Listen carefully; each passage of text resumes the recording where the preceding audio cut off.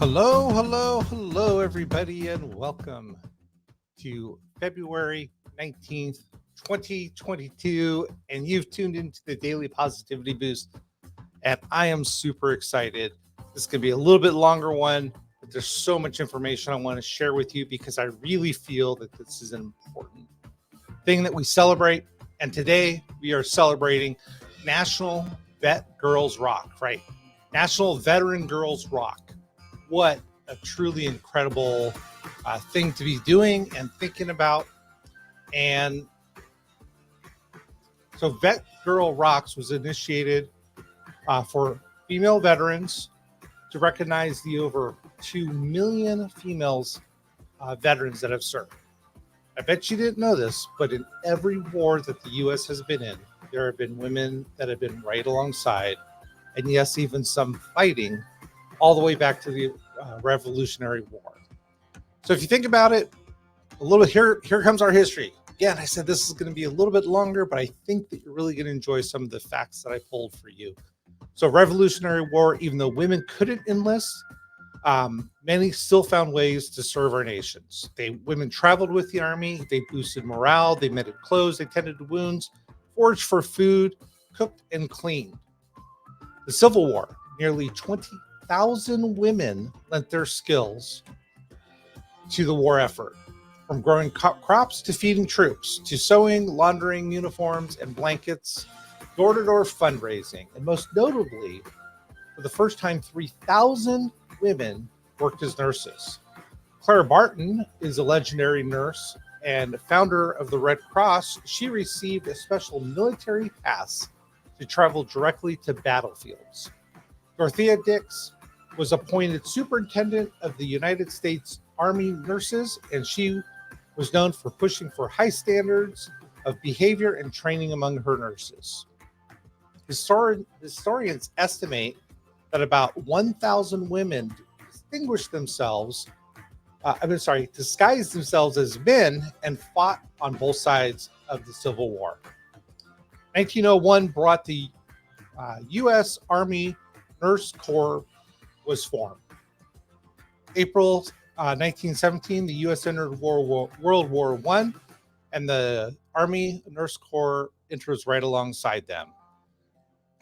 So the Army Nurse Corps had been in existence for less than 20 years, and at the time, there were only 403 nurses that were actually on active duty at the time.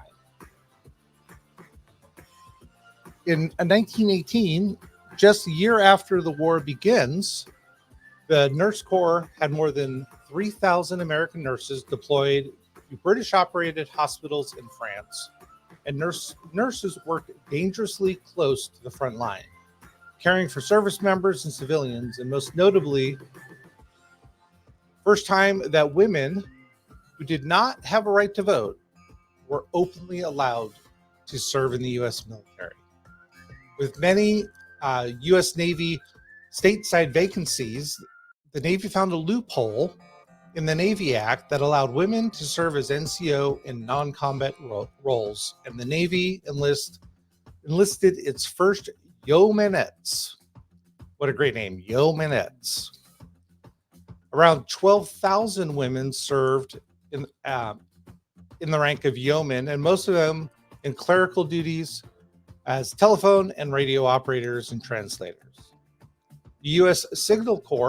Army Signal Corps enlisted women to work as telephone and switchboard operators, and these women were nicknamed Hello Girls. And often they were very close to the front lines in France.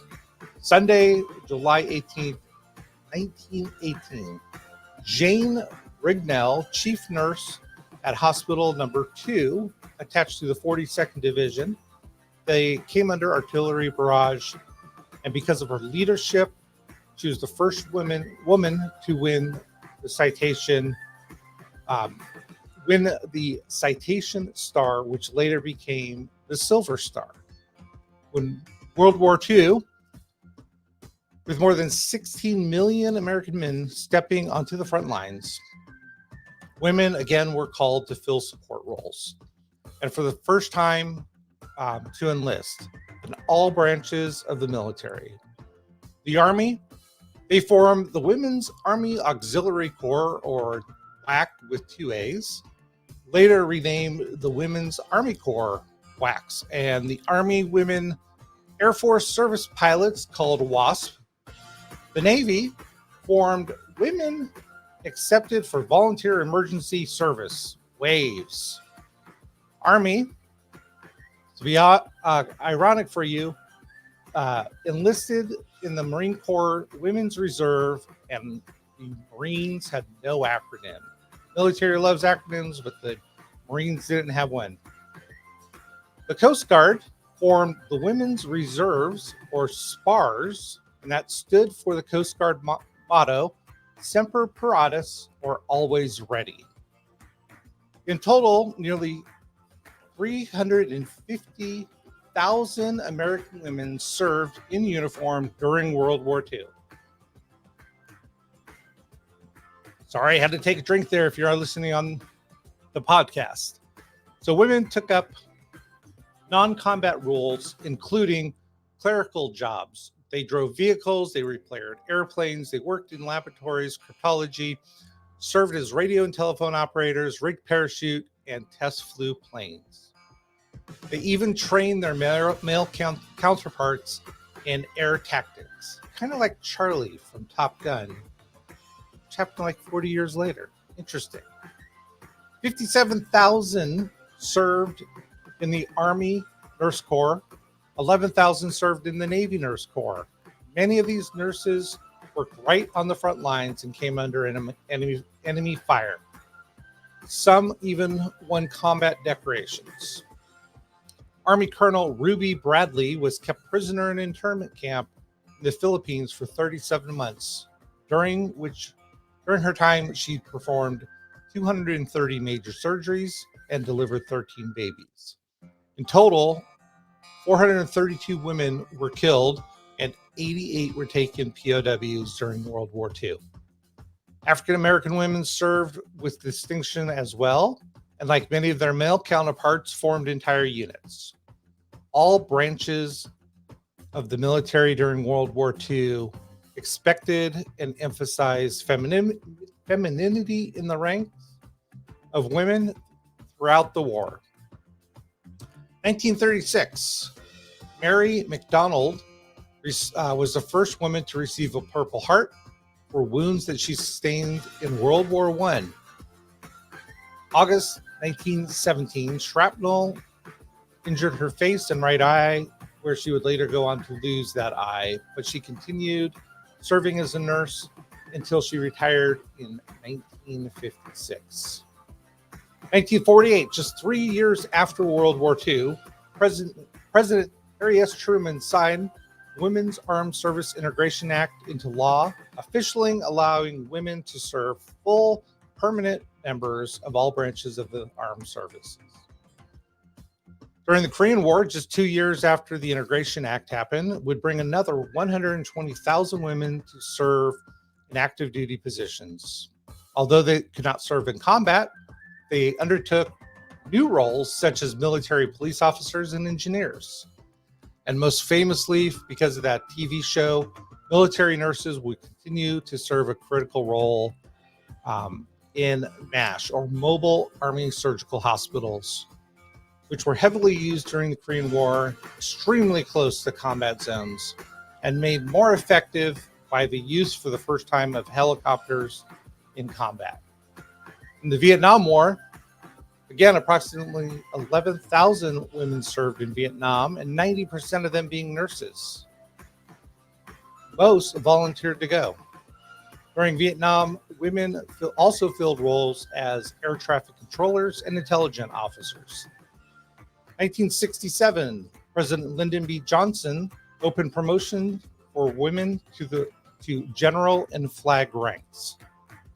1972, women were allowed to serve in combat units that included men, but still not on the front lines. 1974, now retired Captain Rosemary Mariner was the first to earn Navy pilot wings. 1975, pregnant women were allowed to remain in the military. 1976, women were admitted to all military academies, and the first woman graduated from the Coast Guard Aviation Survival School. In 1977, President Jimmy Carter restored the Congressional Medal of Honor to the only woman ever to have received it, Dr. Mary Walker, who originally received the Medal of Honor in November of 1865 by President Andrew Johnson for her service in the Civil War. The Medal of Honor had been rescinded in 1917 along with 910 others, but Dr. Walker refused to return it, and she wore it until she died. Good for her. 1986, the first woman graduated from Navy Rescue Swimmer School. In 1990, the first woman to command a naval aviation squadron, retired Captain Mariner. In the Gulf War, which was 1990 to 91, more than 40,000 women were deployed to combat zone. In 1994, President Bill Clinton rescinded the risk rule, allowing women to serve in all positions except direct ground combat roles. In 2008, Anne Dunwood becomes the first woman in the U.S. military to be promoted to general, or 4 stars. Her final command was over the Army Materials Command, one of the largest commands in the U.S. Army, with 69,000 employees across all 50 states and 145 countries. In 2005, the first Civil War to be awarded since World War I was given to Army Sergeant Leanne Hester for her brave actions when her convoy was ambushed in Iraq. Good for her. In 2013, then Defense Secretary Leon Panetta lifted all restrictions for women, allowing them to serve in direct combat roles. So, how can you celebrate today? First, celebrate a vet. Visit or call a female vet that you know. Most all of us know at least one. Create some awareness, spread the word of the importance of today's holiday, and buy a gift. Buy coffee, and even buy them some cookies. You know, Girl Scout cookies are being sold right now. And as always, I'm going to ask you to take a photo. Make sure you share it on your favorite social media and use the hashtag DPB Vet Girls Rock 2022. Again, hashtag DPB Vet Girls Rock 2022. As always, thank you for joining us today on the Daily Positivity Boost, and encourage and go tell a vet how much you care about them, and let the female vets that have been in your life know how special they are to each and every one of us. I know all the women that served with me. I enjoyed working with them, and they were great camaraderie and great friends, and I still have many of them to this day. Have a great day, and thanks for joining us on the Daily Positivity Boost.